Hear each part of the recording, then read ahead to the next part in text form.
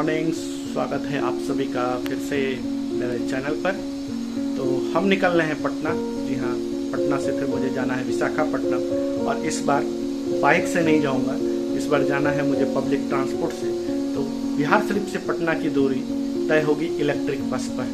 तो चलिए निकलते हैं, सामान पैक है, मुलाकात होगी इलेक्ट्रिक बस पर।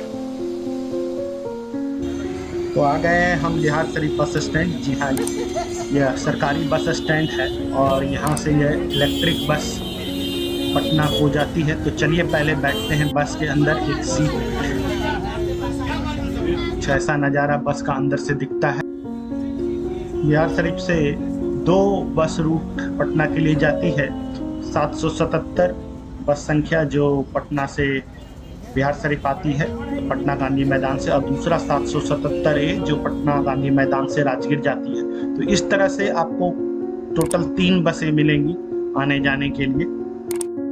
क्या जो इलेक्ट्रिक बसेस चल रही हैं बिहार शरीफ से पटना और राजगीर से पटना और भी बिहार के अन्य रूट पर, तो ये बहुत ही रिसेंट शुरू की गई व्यवस्था है। बिहार सरकार ने अपने बिहार राज्य में प्रदूषण कम करने को लेकर इलेक्ट्रिक बस चलाने का निर्णय लिया है, और इसी क्रम में बिहार राज्य पथ परिवहन निगम, जी हाँ वही संस्था जो इन इलेक्ट्रिक बसों के साथ साथ सरकारी बसों के परिचालन को देखती है, उन्होंने बिहार के कुछ रूटों पे इलेक्ट्रिक बसों की परिचालन शुरू की। अभी जैसा कि आंकड़े बताते हैं कि 25 इलेक्ट्रिक बसों का परिचालन किया जा रहा है।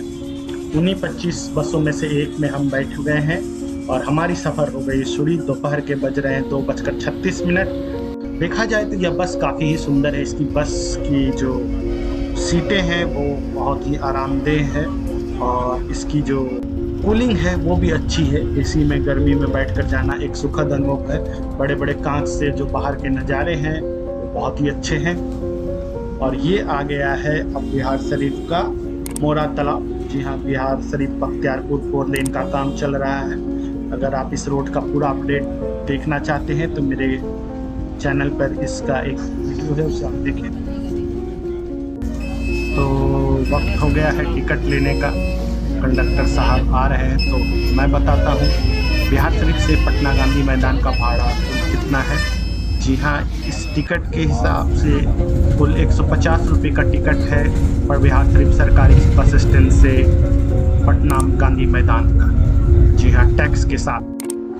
हालांकि 150 रुपये का टिकट होने की वजह से मैंने सोचा था कि यह सेवा डायरेक्ट सेवा होगी और बीच में ज़्यादा सवारियों को नहीं बैठाया जाएगा, लेकिन मैं गलत हूँ। प्रीमियम से फेयर लेने के बावजूद भी, क्योंकि 150 रुपये कम नहीं होते और बीच बीच में बस रुक के जा रही है, और इस वजह से जब जब गेट खुलता है तो एसी की कूलिंग भी कम हो जाती है।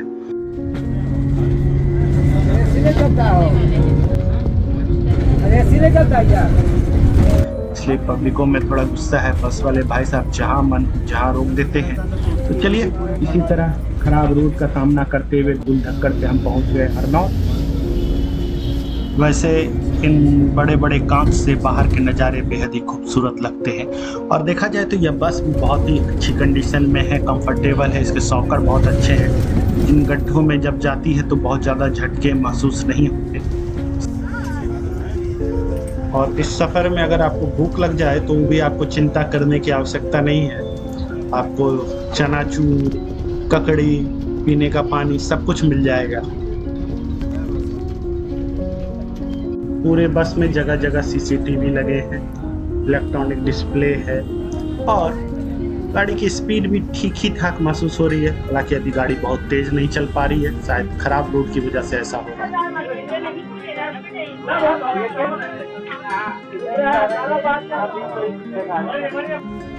सीट भी इसके कंफर्टेबल है और बाहर के नज़ारे बेहद ही ज़बरदस्त। हल्की हल्की बारिश शुरू हो गई है, और इस मौसम में यह सफ़र और भी मज़ेदार है। मन में एक गाना बज रहा है, सुहाना सफ़र और ये मौसम हंसी। तो चलिए आप लीजिए मज़े इस नज़ारों के।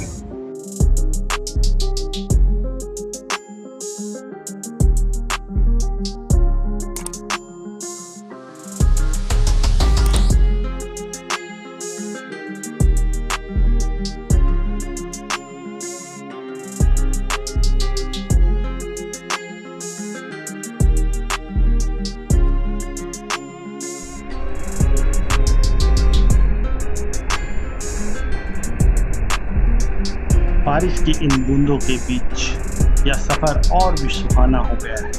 हम बढ़ रहे हैं बख्तियारपुर 4 लेन में पटना की तरफ।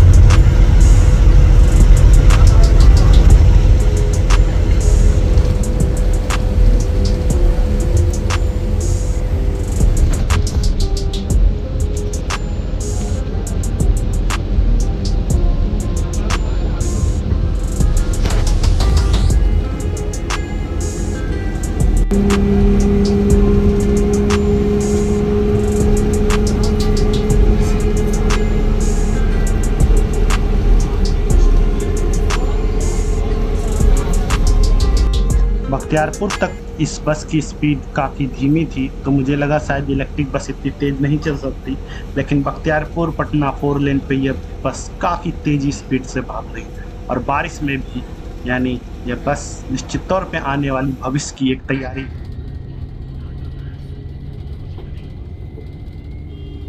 तो इस तरह हम पहुंच गए हैं पटना दीदारगंज टोल टैक्स और अब बस बढ़ रही है गांधी मैदान की तरफ।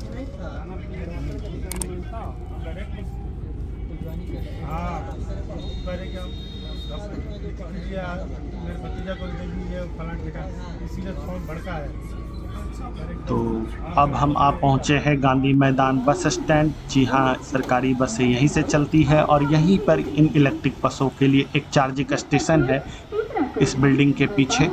तो इसी के साथ यह ब्लॉग समाप्त होता है। जल्द मुलाकात होगी अगले ब्लॉग में, तब तक के लिए take care and bye bye.